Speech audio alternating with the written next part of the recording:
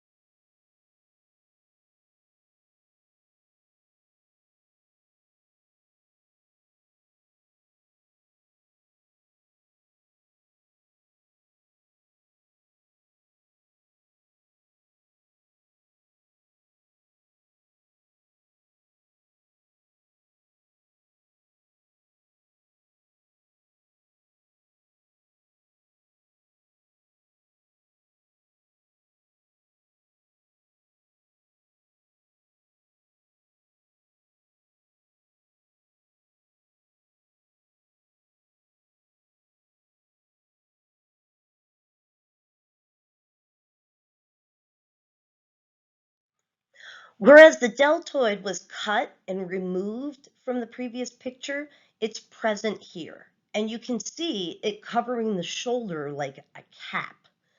I know that the deltoid and the pectoralis major are hard to tell apart, but you can see the muscle fibers of the deltoid. The biceps brachii is the muscle on the anterior part of the upper arm.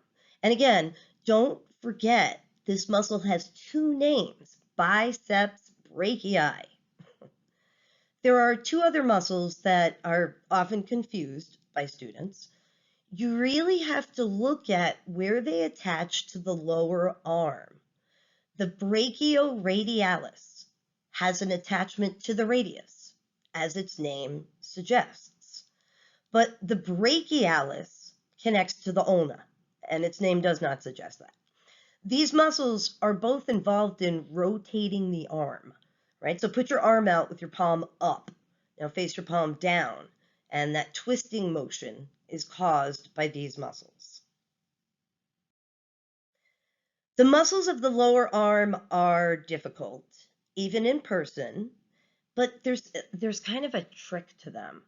All right, first, you have to realize that flexors are on the anterior side of the arm and extensors are on the posterior. Put your arm out and bend the lower arm toward you. The flexors made this action. Extend your arm back out using the muscles on the posterior side of your arm. There are 3 extensors and 3 flexors. Actually, there's many more, but we're just going to keep it to 3 and 3. So when you look at any side of the lower arm, the first thing that you want to do is find the muscle that has the tendons that extend into the fingers. On the flexor or anterior side of the arm, this muscle would be the palmaris longus. I like that it has palm in its name and that the tendons extend over the palm. Although I find it easy to find this muscle by finding the tendons, you have to realize that the muscle, the meat of it, is the palmaris longus. I'm just identifying the tendons. Look at the muscle of the palmaris longus on this picture.